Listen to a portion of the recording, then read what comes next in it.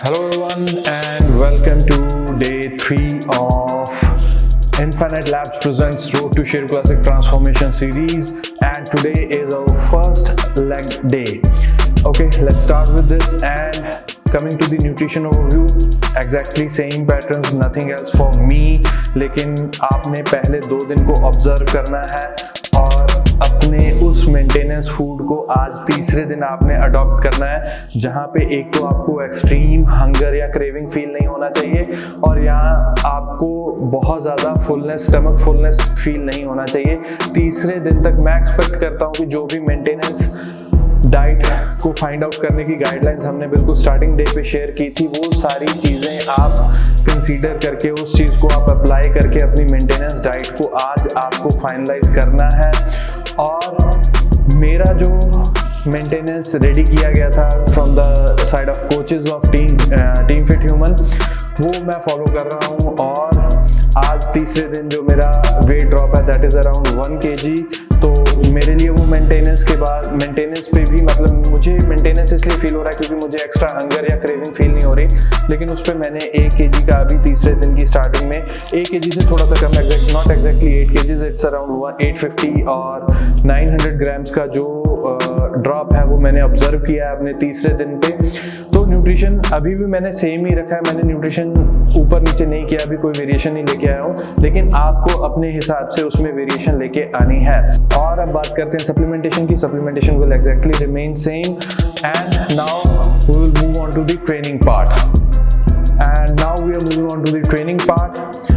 सो आज हमने warm up थोड़ा चेंज किया है, कार्डियो जो फर्स्ट कार्डियो वार्म अप है वो हमने चेंज किया है। आज मैंने ट्रेडमिल की जगह स्पिन बाइक किया है। उसका एक रीज़न है जो मैं पर्सनली अपने लिए फील करता हूँ, बिकॉज जब मैं लेग डे वाले दिन रनिंग इसलिए नहीं करता क्योंकि थोड़ा सा मुझे लगता है कि ओवर एग्जॉशन मेरा रनिंग में होता है, इसलिए मैं अपने रनिंग पैटर्न को छोड़ के आज, क्योंकि मुझे वार्म अप बिल्कुल लाइट चाहिए, सिर्फ और सिर्फ एक्टिवेशन के लिए चाहिए, बिकॉज आज मेरा लोअर बॉडी वर्कआउट है, मीन्स मेरा क्वाड्स का, हैमस्ट्रिंग का और काफ का वर्कआउट है, तो मैं रनिंग में उसको ज़्यादा स्ट्रेस आउट नहीं करूँगा।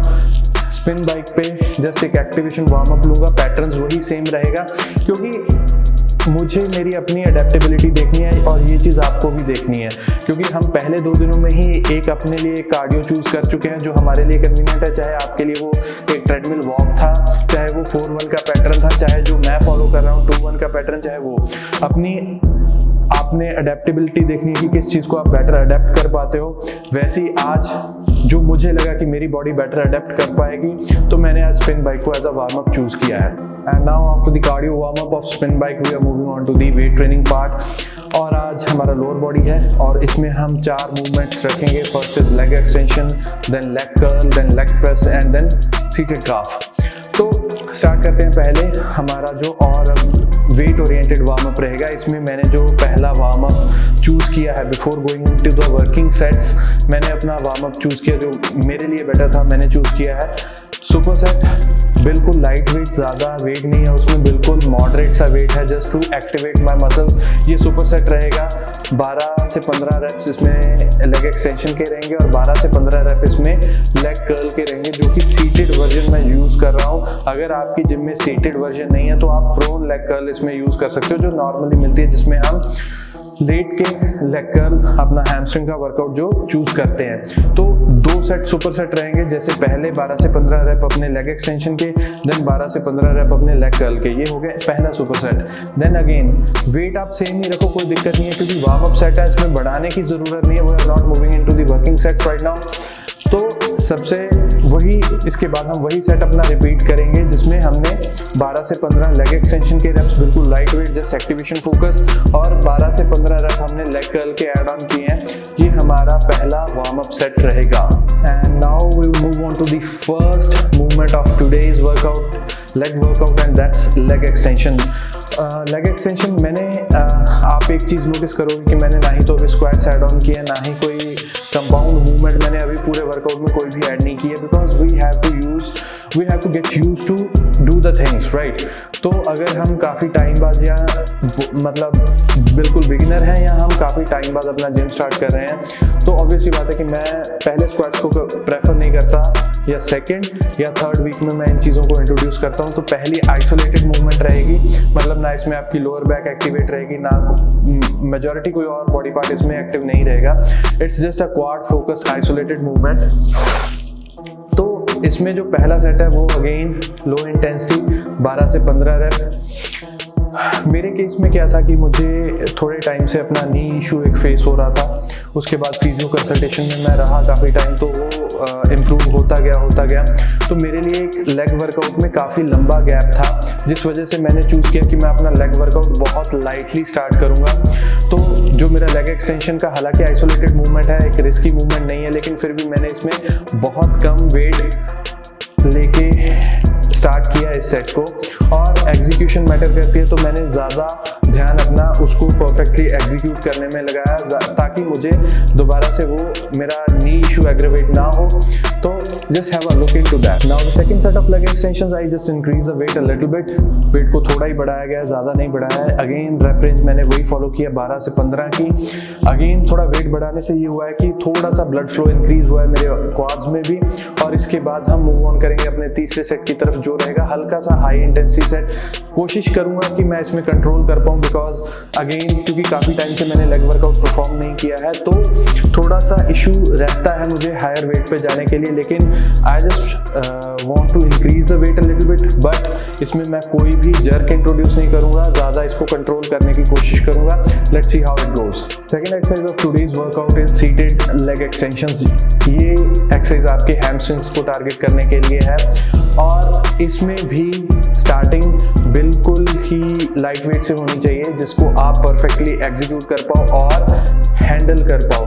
द रीज़न इज दैट कि मेजॉरिटी पॉपुलेशन में हैमस्ट्रिंग एक स्ट्रॉन्ग मसल नहीं है। मेरे केस में ये एक स्ट्रॉन्ग मसल है, तो मैं इस चीज़ को थोड़ा सा पुश कर सकता हूँ।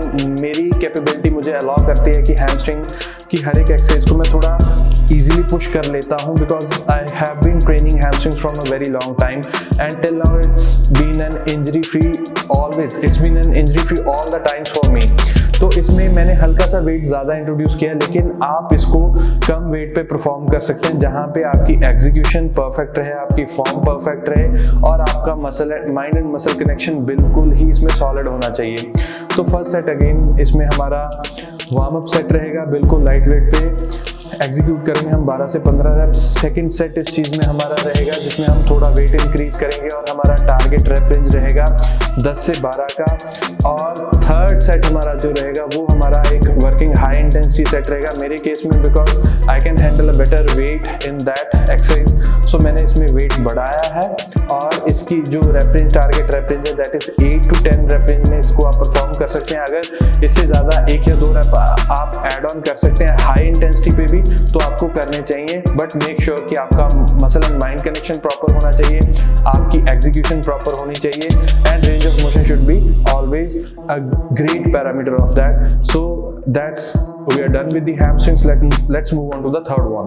The third exercise is a linear leg press. A linear leg press कई gyms में आज की डेट में linear leg presses हैं, कहीं में नहीं है, लेकिन आपके पास leg press का जो भी वेरिएंट है आप उसको यूज कर सकते हैं। और leg press is a very good movement। अगर हम इनिशियल फेजेस की बात करें, इस पे अपना बेस बिल्ड ऑन करना एक बढ़िया बात है, क्योंकि it's comparatively a safe movement. अगर हम इसकी प्रैक्टिकलिटी को देखें, it's a safer movement to perform instead of squats in the very beginning.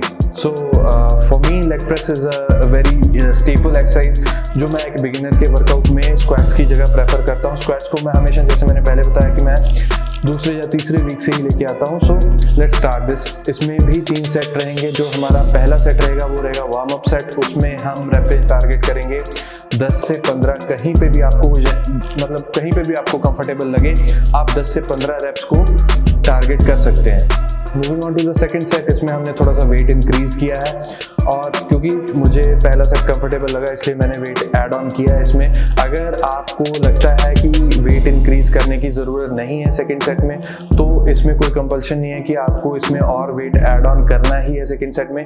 कोशिश कीजिएगा कि अगले सेट को थोड़ा और कंट्रोल करके लगाएं। अगर आप वेट नहीं बढ़ा रहे हैं, अगर वेट बढ़ा रहे हैं, कंट्रोल तब भी रहना चाहिए, लेकिन मेक श्योर कि आपका range of motion and form बिल्कुल परफेक्ट होना चाहिए। जिस चीज़ पे मैं इस चीज़ को बार बार रिपीट कर रहा हूँ, रेंज ऑफ मोशन आपका और आपका फॉर्म और आपका माइंड एंड मसल कनेक्शन, ये बहुत इंपॉर्टेंट चीज़ें हैं जो आपको, अगर इन चीज़ों को आप बिल्कुल स्टार्टिंग से बिल्डअप करके चले तो बहुत ही बढ़िया बात है, क्योंकि आगे चल के फिर वो आदतें मेंटेन करनी ईजी रहती हैं। So moving on to the third set, हमने इसमें वेट इंक्रीज और किया है so that we can increase the load, because I feel good. जब मैंने दूसरा सेट एग्जीक्यूट किया तो मुझे लगा कि हम उसमें वेट ऐड ऑन कर सकते हैं। And the third set was almost from approximately 10 reps। आप इसमें 8 to 10 reps की जो rep range है उसको टारगेट कर सकते हैं। And moving on to the fourth one is seated calf raises. And the fourth and last movement for today is seated calf raises, जो हमारी जिम में अवेलेबल मशीन है। दैट्स अ बिट डिफरेंट, लेकिन आमतौर में जिम्स में जो seated काफ होती है दैट्स गुड टू गो। एक चीज़ की श्योरिटी रखनी है आपको कि ज़रूरी नहीं है, हालांकि एक हम अगर मसल ग्रोथ पैटर्न को देखें तो हमेशा काफ्स को थोड़े ज़्यादा वेट पे और थोड़ी हायर रैप रेंज पे हमें ट्रेन करना चाहिए ग्रोथ के लिए। लेकिन जैसे कि मैंने आपको पहले बताया कि ये जो हम वर्कआउट रूटीन फॉलो कर रहे हैं ये ग्रोथ के लिए नहीं है, ये स्टार्टिंग के लिए है और एक कंसिस्टेंसी हासिल करने के लिए है। सो इसमें भी आपको जो मेजर फोकस रखना है वो अपने माइंड एंड मसल कनेक्शन पे रखना है। और अगेन इसके भी 3 सेट्स हम एग्जीक्यूट करेंगे। वेट को ज़्यादा बढ़ाने की, हर बार बढ़ाने की ज़रूरत नहीं है, लेकिन जो भी आप कंफर्टेबल फील करें 12 से 15 की रैप रेंज में, उस वेट को उस रैप रेंज में आप एग्जीक्यूट कर सकते हैं। It's time for the life advice, and the life advice for today is that कि आज हमारे 3 दिन हो जाएंगे पूरे, ठीक है। हमने जो मैंने या और जितने भी लोगों ने इस कंपटीशन के लिए, इस ट्रांसफॉर्मेशन सीरीज़ के लिए रजिस्टर किया है, हमने पूरी मोटिवेशन के साथ इस सीरीज़ को ज्वाइन किया है। लेकिन आज जो चीज़ मैं डिस्कस करने जा रहा हूँ वो ये है कि why discipline is more important than motivation. क्योंकि मेरा अपना नज़रिया ये कहता है आज तक का कि मोटिवेशन का लेवल आपका हमेशा 100% नहीं रह पाता। नो मैटर आप चाहे अपने फील्ड में कितने भी अकम्पलिश्ड पर्सन क्यों नहीं है, चाहे एक बहुत एक अव्वल दर्जे के स्पोर्ट्समैन भी हो चाहे आप, लेकिन हर रोज़ आपका मोटिवेशन लेवल 100% नहीं हो सकता। लेकिन जो चीज़ आपको हमेशा आपके टारगेट्स की ओर लेके जाएगी, जो चीज़ आपको एक ग्रेटनेस की तरफ लेके जाएगी, वो मोटिवेशन नहीं होगी, वो होगा डिसिप्लिन। मोटिवेशन ऊपर नीचे होता रहेगा, लोगों का आपकी ज़िंदगी में आना जाना लगा रहेगा, लेकिन जो चीज़ आपको day in day out perform करने का डिसिप्लिन जो आप अपने अंदर बिल्डअप करोगे, वही एक चीज़ है जो आपको सुबह रोज उठ के, चाहे आप में मोटिवेशन है या नहीं है, लेकिन वो चीज़ आपका डिसिप्लिन आपको इस चीज़ पे मजबूर करेगा कि जो चीज़ आपने डिसाइड की है अपनी लाइफ में आपको उसकी तरफ जाना ही है। That's why I always say that discipline is more important than motivation. Have a nice day. So on a leg day, it's a time for the expert advice by Dr. Som. See you.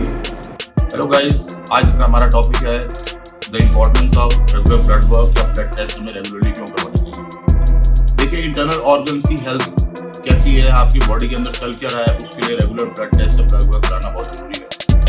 आपके organs की health normally जिसमें liver, kidney, heart, thyroid gland हो गई, या आपकी reproductive system हो गया, इसके अलावा एड्रिनल ग्लैंड्स के जो सिक्रीशन है उनका भी रेगुलर पता करवाना, विटामिन्स, मिनरल्स की क्या लेवल है आपकी बॉडी के अंदर, कोई डेफिशिएंसी है या नहीं है। जो कॉमनली हम टेस्ट करवाते हैं उसमें CBC, जिसमें कंप्लीट ब्लड काउंट होता है, जिससे पता लगता है कि आपके हीमोग्लोबिन लेवल्स कितने हैं बॉडी में। Hemoglobin which is very important, जो ऑक्सीजन कैरी करता है to various muscles and organs, oxygen hemoglobin बना के। इसके अलावा TLC, टोटल ल्यूकोसाइट काउंट, इससे पता लगता है कि आपके ल्यूकोसाइट, व्हाइट ब्लड सेल्स का काउंट कितना है, जो कि बहुत इंपॉर्टेंट है इन्फेक्शन फाइट करने के लिए। ये मेन और बहुत सारे टेस्ट हैं, बट मैं जो सबसे इंपॉर्टेंट जो हम चीज देखते हैं ब्लड टेस्ट में वो आपको शेयर करूंगा। दूसरा, लीवर फंक्शन टेस्ट। लीवर हमारे बॉडी का सबसे बड़ा और बहुत सबसे स्ट्रॉन्ग ऑर्गन है, जो बहुत सारी इवन प्रोटीन, कार्ब्स और फैट्स की मेटाबॉलिज्म के लिए रिस्पॉन्सिबल होता है, और डिटॉक्सिफिकेशन, फिल्ट्रेशन के लिए भी बहुत इंपॉर्टेंट होता है लीवर। उसके टेस्ट करवाना बहुत जरूरी है, जिससे पता लगे आपका बिलिरुबिन नॉर्मल रेंज में है या नहीं है, SGOT, SGPTs बढ़ तो नहीं गया, उनकी जो हार्मोन्स सॉरी जो एंजाइम्स होते हैं लीवर के वो नहीं बढ़ गए, जिससे लीवर डैमेज का पता लगता है। किडनी फंक्शन टेस्ट जिसमें क्रिएटिनिन या ग्लोबुलर फिल्ट्रेशन रेट जिसको GFR बोलते हैं, उसका पता लगाना, यूरिक एसिड कितना है, यूरिया कितना है, तो किडनी में डैमेज तो नहीं हो गया। इसके अलावा थायराइड फंक्शन टेस्ट जिसमें T3 T4 की वैल्यू पता लगाना कि वो काम ज़्यादा हाइपो या हाइपर थायरॉइडिज्म की तरफ तो हम जा रहे हैं, TSH का लेवल कितना है। इसके अलावा आपकी लिपिड प्रोफाइल जिसमें कोलेस्ट्रॉल और ट्राइग्लिसराइड्स की वैल्यू होता है, LDL जो बैड कोलेस्ट्रॉल है, HDL जो गुड कोलेस्ट्रॉल है, इनकी रेंज नॉर्मल है या नहीं है, otherwise they can lead to heart problems. आपके हार्मोन्स की रेंज, टेस्टोस्टेरोन हो गया, कॉर्टिसोल हो गया, LH FSH का पता लगाना कि उनकी रेंज कम है या ज़्यादा है। इसके अलावा वाइटामिन मिनरल्स जो इंपॉर्टेंट होते हैं जैसे वाइटामिन D3 हो गया, वाइटामिन B12 हो गया। इस तरह से बहुत सारे जो टेस्ट, जो ब्लड टेस्ट होते हैं जिसमें हम जो रूटीनली हमें करवाने चाहिए हमारे इंटरनल ऑर्गन की हेल्थ का पता लगाने, ताकि we can lead a simple, healthy and a fit life.